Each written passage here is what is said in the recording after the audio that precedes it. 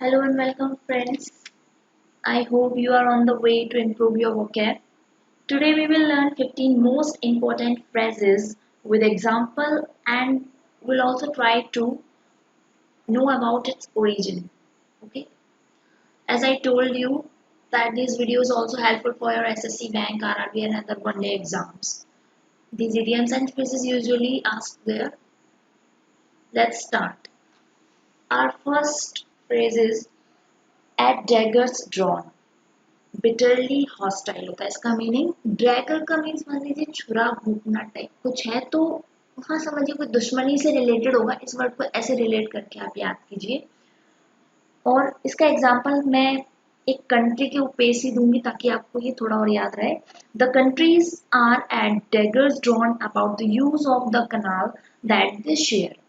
यानी किसी नहर के पानी को जो दो देश यूज कर रहे थे उसके हिस्से को लेकर उनमें झगड़ा होता है, तो क्या कहलाएंगे, उसके आपस में कट्टर दुश्मन हो जाते हैं। ऐसे यूजुअली भारत और पाकिस्तान में नदियों के पानी को बंटवारे को लेकर हमेशा होता रहता है। ठीक है, नेक्स्ट रहेगा a bull in a China shop. Bull यानी कि होता है बैल। ठीक है, अगर वो किसी शॉप में जा घुस जाए अगर बाई चांस, तो वो वहां पर ऑब्वियसली डैमेज करेगा, बहुत सारी चीजें खराब करेगा, भगदड़ मच जाएगी। तो इस तरह से आप इस वर्ड को याद रखना, वन हु कॉजेज डैमेज। एक कोई ऐसा चीज या कोई इंसान जो डैमेज का कारण बने, उसका अगर आप सेंटेंस में यूज कर रहे हैं तो आप वहां पे ये वाला फ्रेज लगाएंगे। एज एग्जाम्पल देखते हैं, many political leaders have proved bulls in a China shop in respect to the democratic fabric of the nation। बहुत सारे लीडर्स होते हैं जो इस तरह से आपस में बातें करते हैं या जनता में इस तरह की धारणाएं फैला देते हैं जिससे कि डेमोक्रेटिक जो हमारा प्रजातंत्र है उस तक को हानियां पहुंचने लगती है। कुछ ऐसी चीजें करते हैं जैसे चुनावों में गलत तरीके से काम करना, बाहुबल का प्रदर्शन करना, ये सब चीज में ऐड हो जाती है। इसके बाद नेक्स्ट रहेगा a fool and his money are soon parted. एक मूर्ख व्यक्ति हो और उसकी मनी हो, वो जल्दी उससे चले जाते हैं, उसके हाथ से फिसल जाते हैं, निकल जाते हैं। कैसे? It's easy for someone acting foolish with their money to lose it. Example देखते हैं। एग्जाम्पल रहेगा, as soon as Rohit won the big lottery jackpot he turned around and spend it all at the casino. कोई था जिसको बहुत सारा पैसा मिला लेकिन उसने उसका यूज नहीं किया, तो कहाँ यूज किया? कसिनो में जाके उसने दाव लगा दिया और वो सारे के सारे पैसे हार गया। तो उस कंडीशन में वो क्या कहलाएगा? A fool and his money are soon parted. Next है, a friend in need is a friend in deed. एक ऐसा दोस्त जिसकी आपको जब जरूरत हो तो वो वहां पर प्रेजेंट हो, तो उस इंसान के लिए जो लगाएंगे, a friend is in need is a friend in deed. A real friend will be there to help you need it.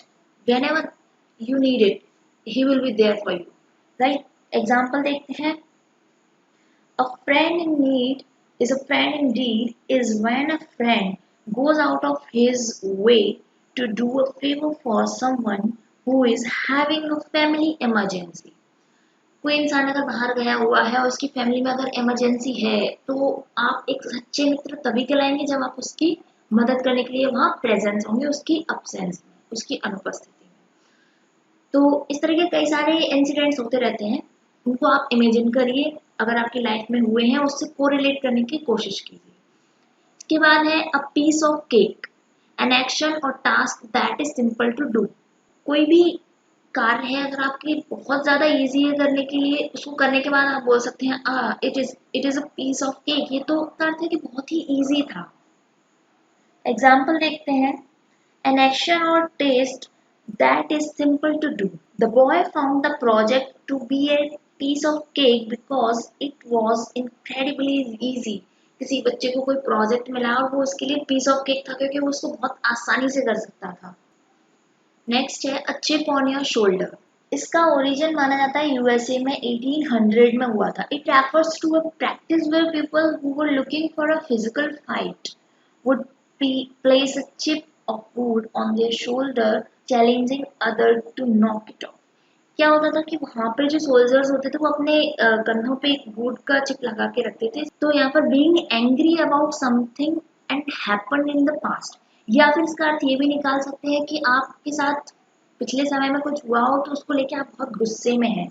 जैसे कि He has a chip on his shoulder for not being born into a rich family. अगर कोई इंसान किसी rich family में पैदा नहीं हुआ और उस बात को लेके वो उसे बहुत ज़्यादा गुस्सा आता है तो वो वहाँ आप इस वर्ड को यूज़ कर सकते हैं। इसके अलावा इस तरह की घटनाओं से जुड़ा हुआ कोई भी इंसिडेंट है तो आप वहाँ भी कोरिलेट करने का ट्राई कीजिए और इनको 2 से 3 बार तो प्रोनाउंस करना ही है आपको। A dime a dozen, a dime a dozen, something that's abundant in quantity or cheap, something that's easily acquired. कोई चीज त्याग दी गई हो या फिर उसको प्राप्त करना आपके लिए बहुत ज्यादा इजी हो जाए तो उस कंडीशन में आप एग्जाम्पल लिखेंगे दोज एंटीक डिशेज। कोई डिशेज हैं काफी एंटीक दिख रही हैं, are pretty but they are a dime dozen, लेकिन उनको प्राप्त करना बहुत ही आसान है, बस देखने में वो एंटीक है बट उनकी कीमत जो है वो बहुत कम है। नेक्स्ट है action speak louder than words. Action means आपका कार्य करना, जो आप काम कर रहे हैं वो। स्पीक बोलता है, लाउडर तेज, देन की अपेक्षा वर्ड्स सब। इसको हम एक लाइन में कहें तो a person's action have a more of an impact than just their words alone। किसी भी इंसान के काम करता है तो वो ज्यादा प्रभाव दिखाता है ना कि उसका बोलना। अगर कोई बहुत ज्यादा बोलता है जरूरी नहीं है कि वो ज्यादा काम करता है या ज्यादा प्रभावशाली है। प्रभावशाली वही व्यक्ति होगा जो काम करके दिखाएगा। राइट, एग्जाम्पल देखते हैं। Politicians are all the same, all talk but no work.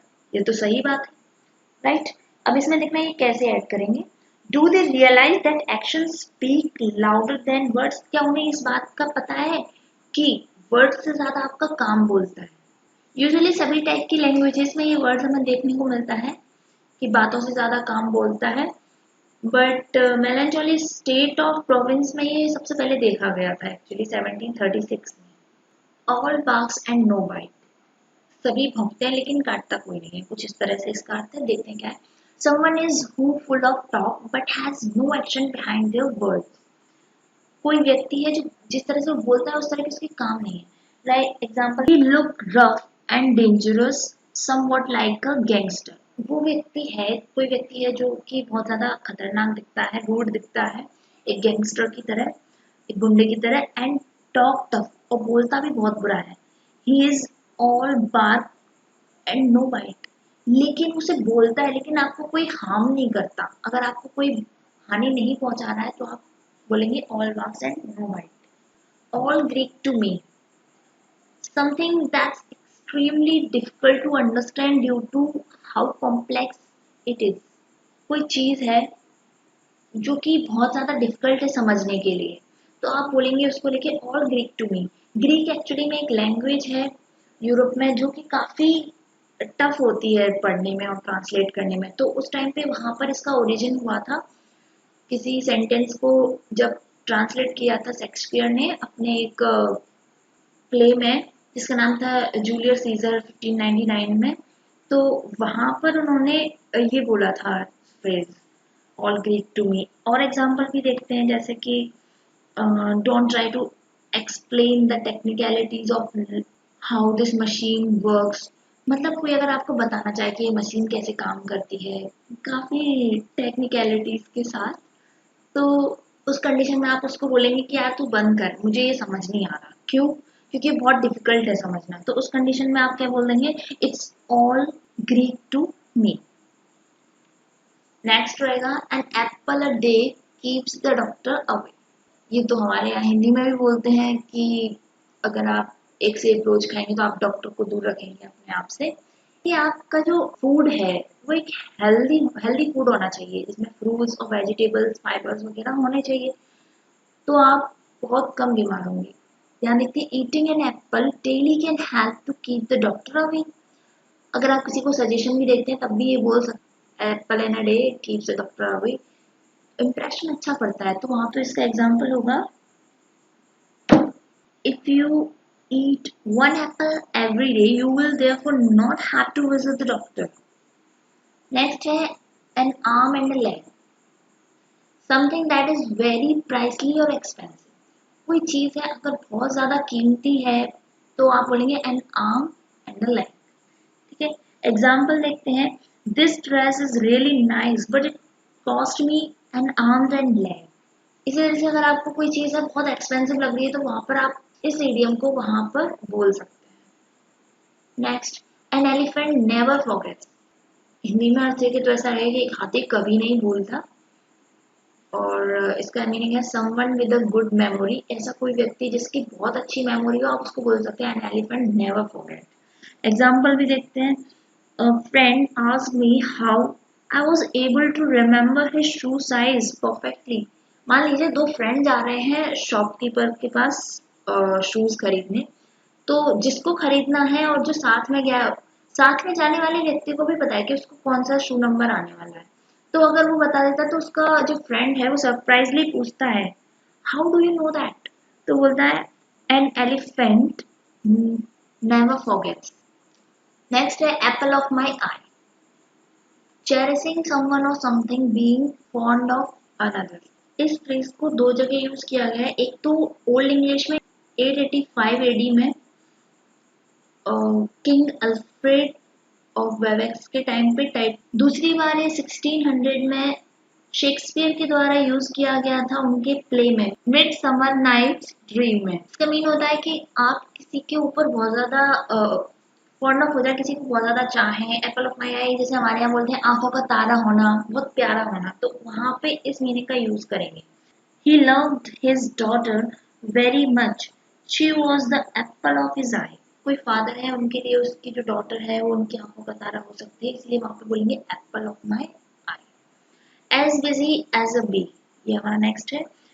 इसका मतलब होता है कि इतना बिजी होना जैसे कि मधुमक्खी। या क्योंकि मधुमक्खियों का क्या रहता है कि वो पूरे टाइम अपना छत्ता बनाने में काम करती रहती हैं। वो इसीलिए उसी से रिलेट करके इसको लिया गया है। Someone that has a lot of work to do, they are busy like a bee. ऐसा बहुत सारा काम करने के लिए और आप इतने बिजी हो जाए जैसे कि एक मधुमक्खी। एग्जाम्पल देख सकते हैं। You never have time to hang out with your friends. तुम्हारे पास अपने फ्रेंडों के साथ बाहर जाके घूमने के लिए बिल्कुल टाइम नहीं होता। What has you as busy as a bee? तुम्हें क्या इतना बिजी बनाता है जैसे कि एक मधुमक्खी को, राइट।